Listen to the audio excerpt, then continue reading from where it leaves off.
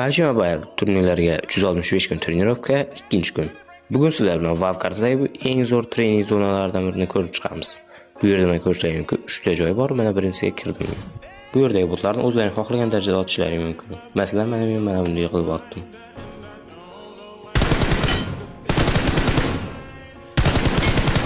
O'rtada ikkinchi zonaga kirgandik, bu yerda faqatgina zajim otamiz ekan. Ko'rishlaring mumkin, mana bu narsa yuribdi. Buni biz to'g'rilab otishimiz kerak.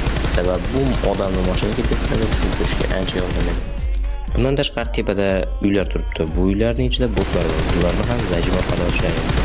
Mana masalan men otdim. Ko'rishlaring mumkin.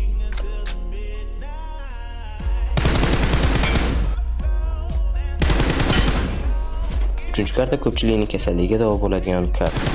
Ya'ni ko'rishlaring mumkin, ko'pchilik mashinada yurganda odamni otishni bilmaydi. Shu narsani mana shu kartada o'rganib olishlaring mumkin.